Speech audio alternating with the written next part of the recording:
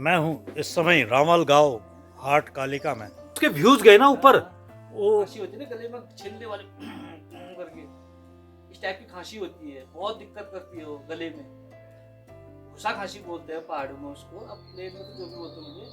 तो मैया यहाँ पर दिया बत्ती करने से उसमें राहत मिल जाती है। एक साक्षात प्रमाण मैंने भी आजमाया है मैया को। मैं खड़ा हूँ सुनील साहब के साथ। सुनील साहब मुझे दिखा रहे हैं वो जगह जहाँ पर से जंगम बाबा जी पत्थर निकालने गए मंदिर के लिए। जो रास्ते में उन्होंने देवी ने उनको बताया कि यहाँ से पत्थर की खान निकालो, और जैसे ही मंदिर बंद हुआ पूरा हुआ वैसे ही खान भी बंद हो गई। और साथ में जंगम बाबा की वो जगह जहाँ उनकी समाधि बनी है। तो मैं और सुनील साहब वहाँ पर खड़े हैं जो वो जगह है। तो स्वागत है आपका जंगम बाबा की समाधि के पास।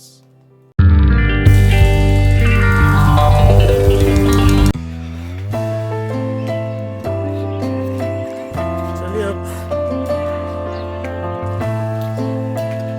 अब मैं आपको दिखाता हूँ वो जगह जो जहाँ से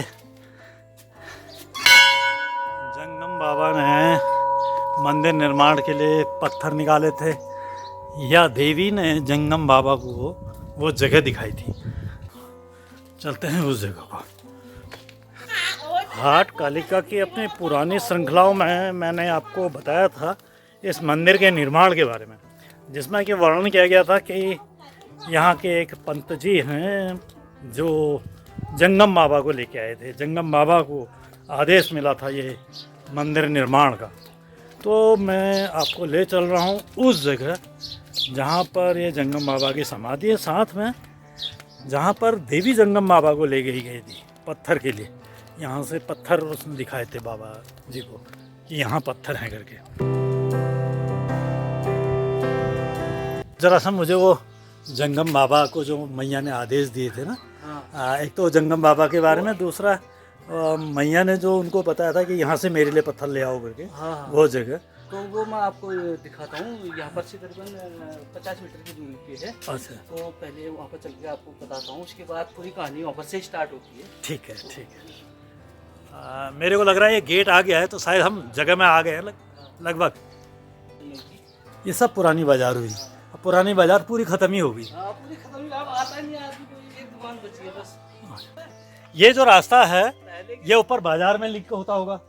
तो वहाँ पर कुछ ऐसा लिखा है कि ये बड़ा गेट बना है वहाँ पर। अच्छा, उसमें लिखा होगा ये प्राचीन मार्ग गेट है वहाँ पर भी। तो वहाँ से लोग पोस्ट ऑफिस भी हुआ करता था ये। अच्छा, पहले समय में यहाँ पर पोस्ट ऑफिस था। हाँ।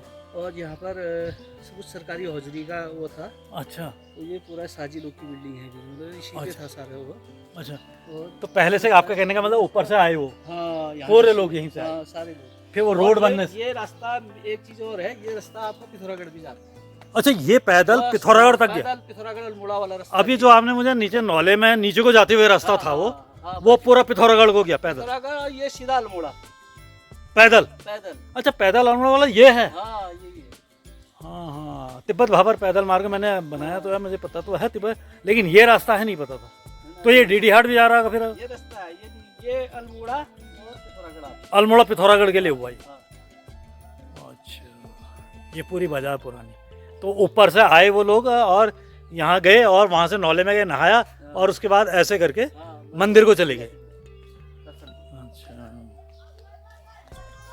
आइए आपको मैं अब बाबा जी की छुट्टिया हुआ ये यहीं पर आश्रम था। हाँ। और यहीं पर उनकी समाधि भी है, वो दिखाता हूँ आपको। बहुत सारी कथाएं हैं उनके। मेरे को जो उनकी कथा का है वो यही है कि उन्होंने कालिका का मंदिर निर्माण के लिए कालिका ने उनको दर्शन दिया और वो एक पंजी के कहने पे यहाँ को आए फिर करके ना।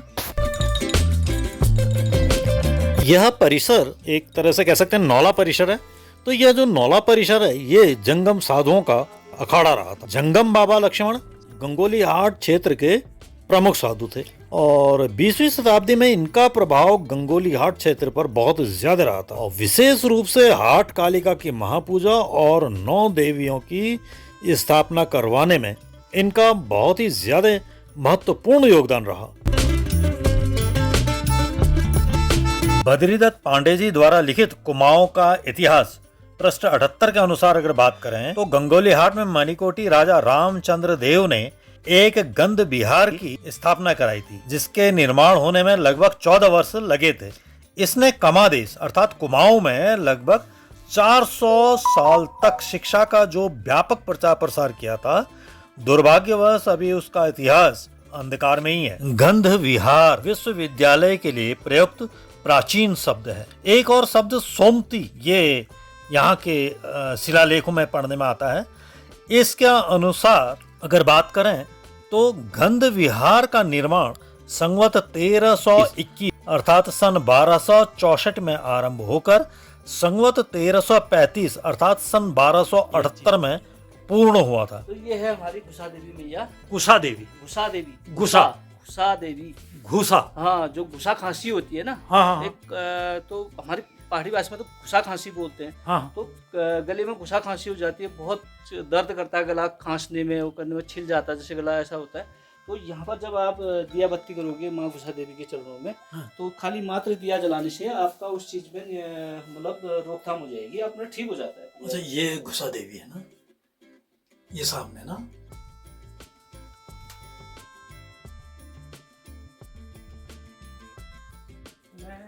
पहले तो भोलेनाथ के दर्शन करते हैं। अच्छा, ये भोलेनाथ जी का। हाँ, ये भोलेनाथ। और इधर पर आपको एक छोटा सा मंदिर दिख रहा होगा, आप सोचेंगे ये बड़ा है, ये सबसे छोटा क्यों है? ये भोलेनाथ जी का ना।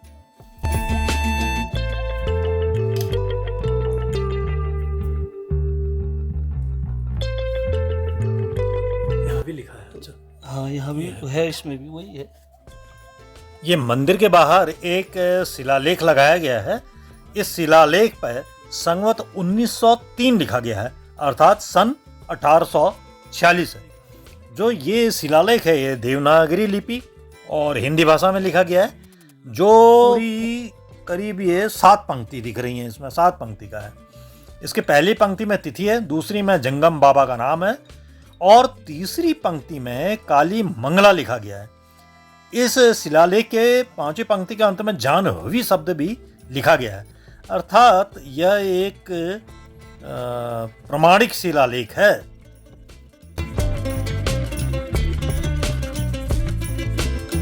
ये जंगम बाबा की जो मृत्यु है वो 20वीं शताब्दी में सन 1966 के आसपास हुई थी। इनको यहीं जाह्नवी देवी मंदिर परिसर में समाधि दी गई है और ये है समाधि उनकी जंगम बाबा की।